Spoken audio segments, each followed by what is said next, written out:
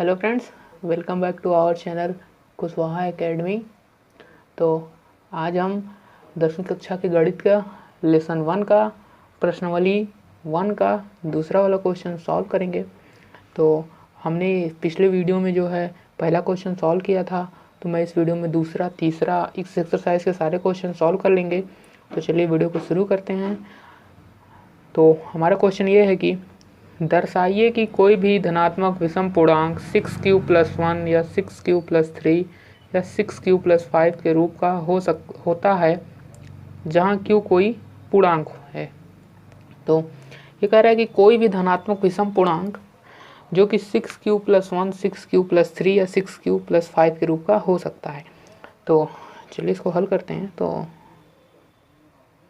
हम सबसे पहले लिखेंगे,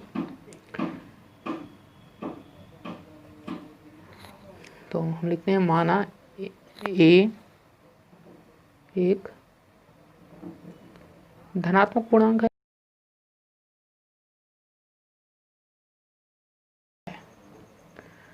माना ए एक धनात्मक पूर्णांक है। ए को 6 से विभाजित करने पर भागफल q और शेष r प्राप्त होता है। इसलिए यूक्लिड प्रमेयिका से a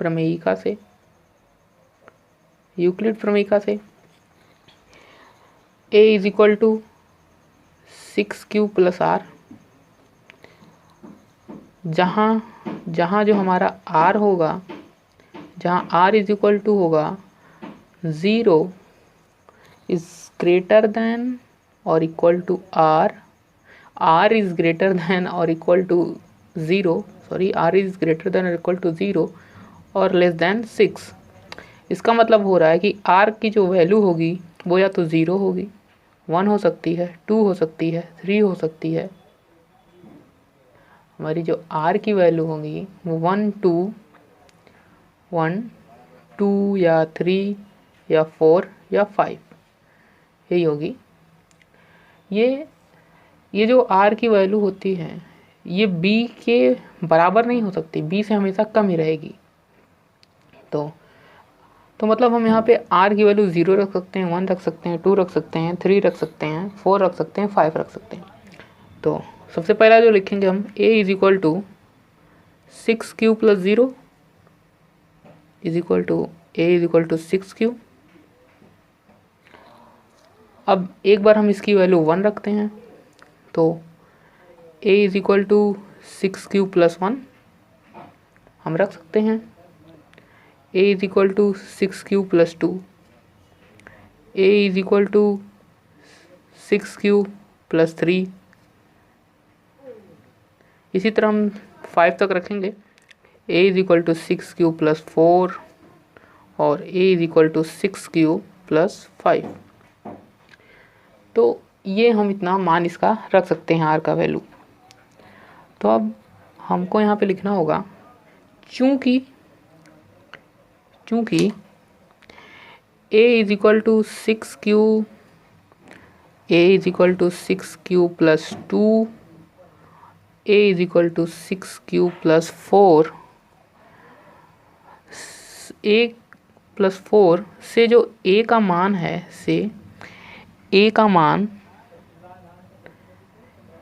a का जो मान है एक सम संख्या हो जाएगा।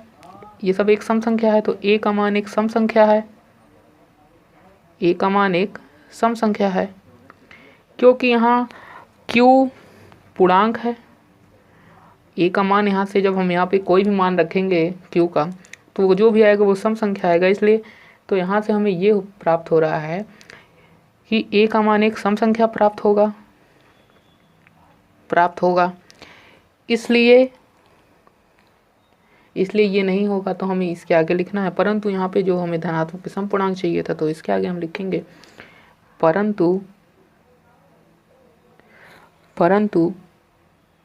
a एक धनात्मक विषम पूर्णांक है। इसलिए यहाँ पे जो a का मान होगा, इसलिए a का मान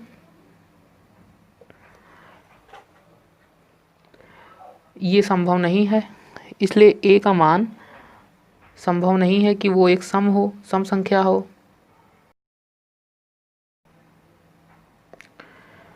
तो परंतु एक धनात्मक विषम पूर्णांक है, इसलिए ए का मान संभव नहीं है कि एक सम संख्या हो।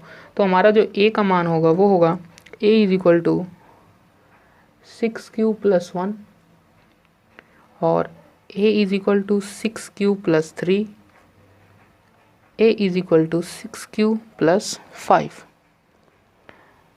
तो हम ये लिख सकते हैं कि हमारा जो भी धनात्मक समपूर्णांक है वो 6q+1, 6q+3, 6q+5 के रूप का हो सकता है, हो सकता है। तो जो हमारा थर्ड वाला क्वेश्चन है वो है किसी परेड में 616 सदस्यों वाली एक सेना की टुकड़ी को 32 सदस्यों वाले एक आर्मी बैंड के पीछे मार्च करना है। दोनों समूहों को समान संख्या वाले स्तंभों में मार्च करना है। उन स्तंभों की अधिकतम संख्या क्या है जिसमें वह मार्च कर सकते हैं। तो ये थर्ड वाला क्वेश्चन जो है हमारा वो कह रहा है किसी परेड में 616 सदस्य हैं जिनको 32 सदस्यों वाली एक आर्मी बैंड के पीछे मार्च करना है और दोनों समूहों के समान संख्या वाले स्तंभों में मार्च करना है। दोनों समूहों को उन स्तंभों की अधिकतम संख्या क्या होगी। तो हमें सिंपली इसमें CF याद करना है। तो इसको कैसे लिखेंगे, चलिए उसको हम लिख लेते हैं पहले। तो यहाँ पे जो हम लिखेंगे दोनों समूहों के सदस्यों, दोनों समूहों के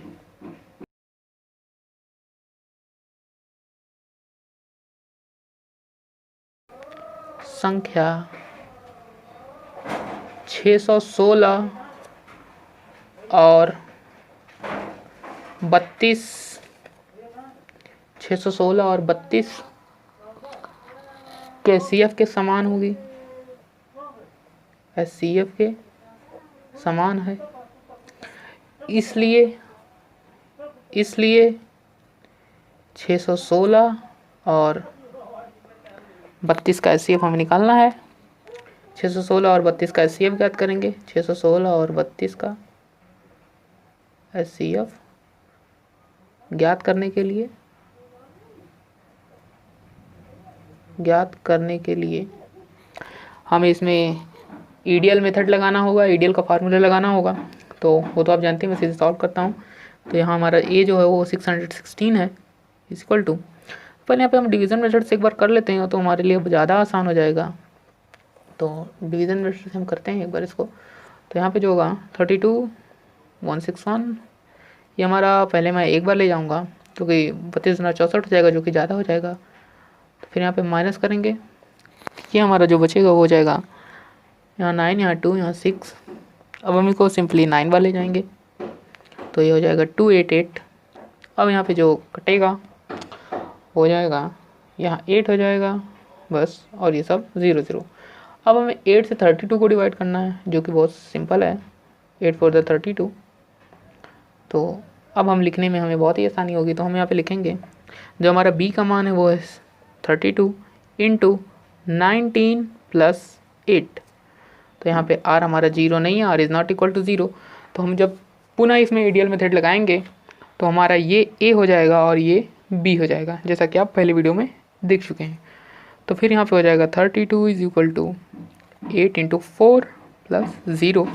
तो यहाँ पे हमारा r जो है 0 हो चुका है, तो यहाँ पे जो हमारा आंसर होगा वो होगा 8। तो हमारा जो आंसर है वो है 8। तो हमें इसको कैसे लिखना है, तो हमें लिखेंगे कि 616 और 32 का SCF इज इक्वल टू 8। अतः स्तंभों की संख्या स्तंभों की अधिकतम संख्या इसमें पूछा था तो हम अधिकतम संख्या लिखेंगे। स्तंभों की अधिकतम संख्या 8 होगी। तो अब हम इस प्रश्नावली का चौथा प्रश्न हल करेंगे। तो प्रश्न है हमारा, यूक्लिड विभाजन प्रमेयिका का प्रयोग करके दर्शाइए कि किसी धनात्मक पूर्णांक का वर्ग किसी पूर्णांक m के लिए 3m या 3m+1 के रूप का होता है। और इसमें नीचे संकेत में यह भी दिया है कि यह मान लीजिए x कोई धनात्मक पूर्णांक है, तब यह 3q+1 या 3q+2 के रूप का होगा। तो यहाँ ध्यान दीजिए कि कह रहा है 3q+1, 3q+1 या 3q+2। यहाँ पे बीच में या है, तो या तो ये 3q+1 होगा या 3q+2 के रूप का होगा। दोनों के रूप का भी हो सकता है या दोनों में से किसी एक के रूप का होगा। लिखा जा सकता है, इनमें से प्रत्येक का वर्ग कीजिए और दर्शाइए कि इन वर्गों को 3m या 3m+1 के रूप में लिखा जा सकता है। तो यहाँ पे नीचे दे दिया है कि 3m या 3m+1 के रूप में लिखा जा सकता है। तो चलिए इसको हम लोग फटाफट से हल कर लेते हैं। तो सबसे पहले हम लिखेंगे यहाँ पे माना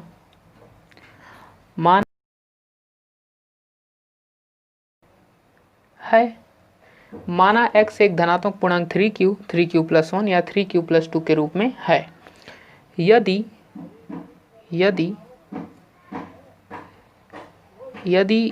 x = 3q हो तो इसका वर्ग, मतलब हमें इसका वर्ग करना, तो इसका वर्ग, तो x² = 9q², दोनों पक्षों का वर्ग होगा तो ये 9q² हो जाएगा। तो अब हम इसको यहाँ लिख सकते हैं इस तरह, x² = 3 × 3q², क्योंकि हम 9 को 3 × 3 लिख सकते हैं। तो फिर यहाँ पे और हम इसके आगे लिख सकते हैं x² = 3m, यहाँ ब्रैकेट में हम लिख देंगे, यहाँ m = 3q², जो कि एक पूर्णांक है। 3q+² का मान हमें यहाँ m माने हैं, तो ये 3m के रूप का हो सकता है। तो x² = 3m, इसे हम पहला समीकरण नाम दे देते हैं, समीकरण 1 का नाम दे देते हैं इसको। यदि x = 3q+1 हो तब अब इसका वर्ग करेंगे तो ये हो जाएगा x² = x² + 3q+1 का भी होल स्क्वायर। तो ये हो जाएगा 9q² प्लस 4 प्लस सॉरी यहाँ 4 नहीं होगा, गलत हो गया 1 का स्क्वायर था, तो 1 + 6q। तो यहाँ पे जो होगा, हम इसको कई तरह से तोड़ के भी लिख सकते हैं, कुछ कॉमन करके भी लिख सकते हैं। जैसे मैं यहाँ x², अब मैं इसको और इसमें से 3 हमें कॉमन मिल जाएगा, तो हम लिख सकते हैं इसको 3 को हम बाहर लिख लेंगे, तो ये हो जाएगा 3q² + 2q+1। इसमें कोई फ़र्क नहीं पड़ता कि यहाँ पे भी कोई फ़र्क नहीं पड़ेगा, तो यहाँ पे भी हम लिख सकते हैं नेक्स्ट लाइन में x² = 3m+1, और यहाँ पे हम लिखेंगे ब्रैकेट में, यहाँ m = 3q² + 2q, जो कि एक पूर्णांक है। यहाँ m का मान ये हो जाएगा। तो ये हमारा समीकरण नंबर 2, x² = 3m+1, ये हमारा समीकरण नंबर 2 हो जाएगा। अब तीसरा, यानी 3q+2, तो हम यहाँ अगर x का मान 3q+2 मानते हैं, तब इसका वर्ग करने पर ये, तो x² = 3q+2 का होल स्क्वायर, ये भी 9q² + 4 +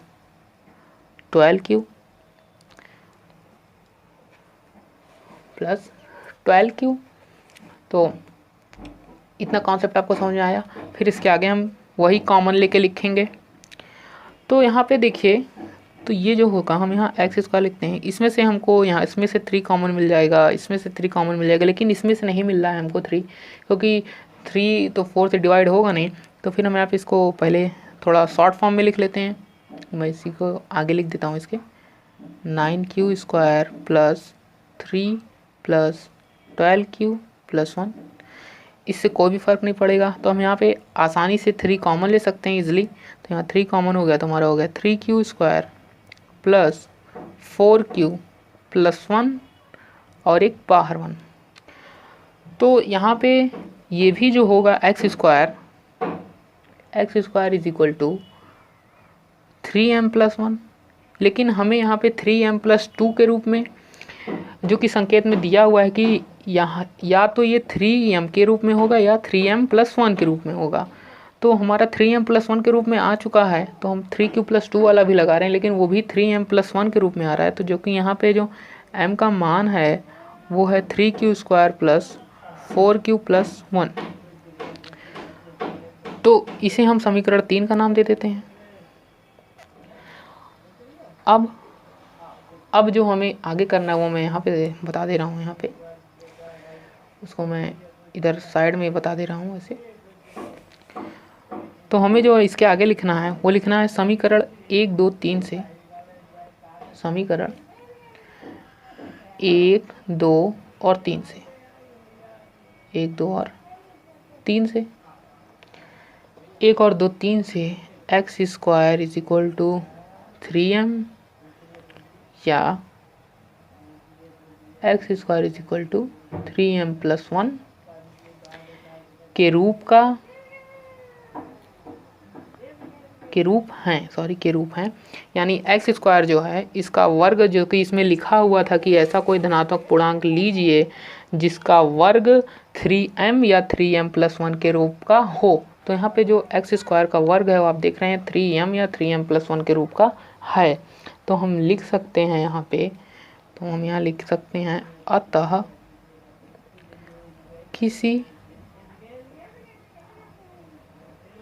अतः किसी धनात्मक पूर्णांक m के लिए, 3m या 3m प्लस 1 के रूप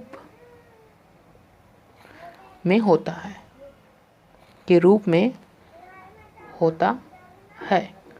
तो हम इस प्रश्नावली के आखिरी क्वेश्चन पे आ गए हैं, पांचवा क्वेश्चन है यूक्लिड विभाजन प्रमेयिका का प्रयोग करके दर्शाइए कि किसी धनात्मक पूर्णांक का घन 9m प्लस 1 या 9m प्लस 8 के रूप का हो सकता है। तो ये ठीक पिछले वाले क्वेश्चन की तरह है, बस उसमें वर्ग था कि किसी धनात्मक पूर्णांक का वर्ग करके दर्शाना था, और इसमें घन है। तो सेम उसी तरह सब चीज़ होगा। तो चलिए हम इसको फटाफट से हल कर लेते हैं और इस प्रश्नावली को ख़त्म करते हैं। तो यहाँ पे भी हल हम करेंगे वही सेम, एक धनात्मक लिखेंगे हम, एक धनात्मक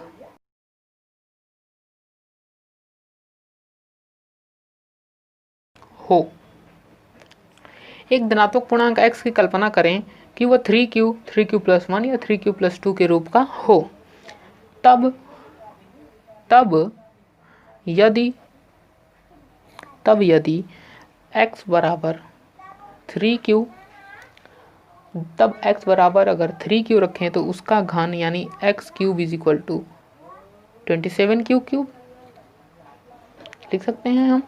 तो अब हम इसको लिख सकते हैं x³ इज इक्वल टू, इसको 9 × 3 q² हम लिख सकते हैं, बिल्कुल लिख सकते हैं, क्योंकि इसमें कोई फ़र्क तो पड़ेगा नहीं। तो यहाँ पे हम यानी इसको लिख सकते हैं x³ is equal to 9m। तो यहाँ जो हमारी m की वैल्यू है वो हो जाएगी 3q³, जो कि एक पूर्णांक है। ये हमारा हो गया समीकरण नंबर 1। सेम टू सेम एकदम पिछले वाले क्वेश्चन की तरह है, बस इसमें वर्ग है और उसमें घन था, बस इतना ही फ़र्क है। तो अब हम यहाँ पे अब x का मान एक बार 3q रखा, अब हम x का मान यहाँ पे 3q प्लस 1 रखेंगे। तब जो यहाँ पे मान होगा वो होगा x³ इज इक्वल टू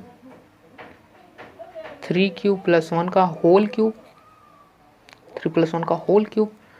तो x cube is equal to 27 q cube यानी ए का क्यूब प्लस बी का cube plus 3a square b plus 3b square 3ab square.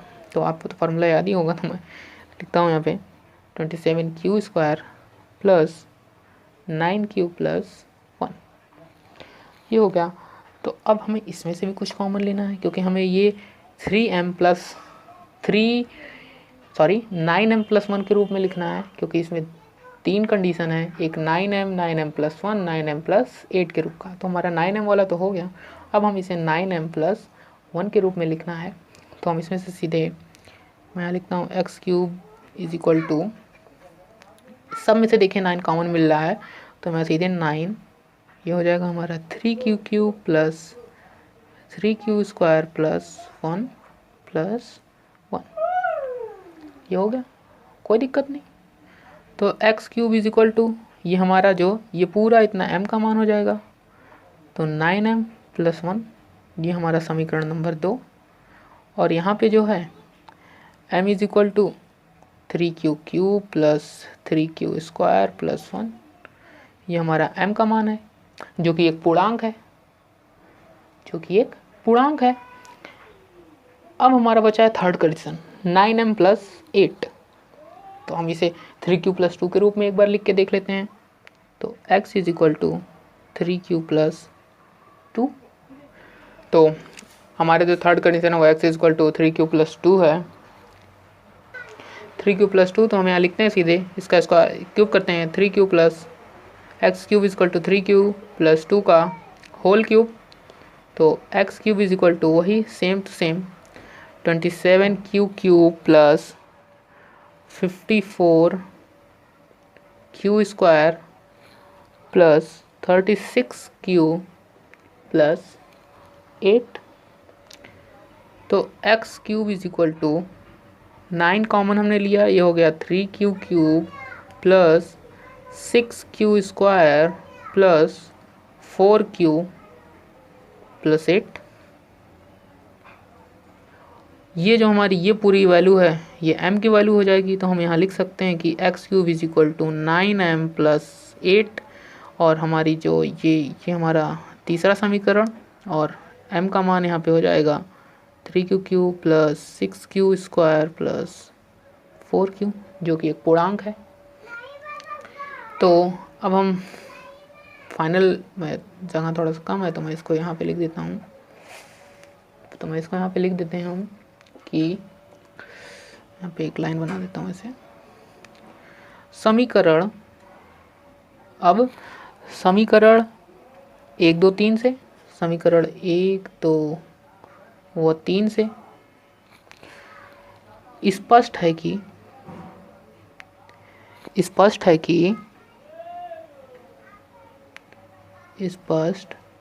कि x cube is equal to 9m, x cube is equal to 9m plus 1, और x cube is equal to 9m plus 8 के रूप का हो सकता है। अतः कोई धनात्मक पूर्णांक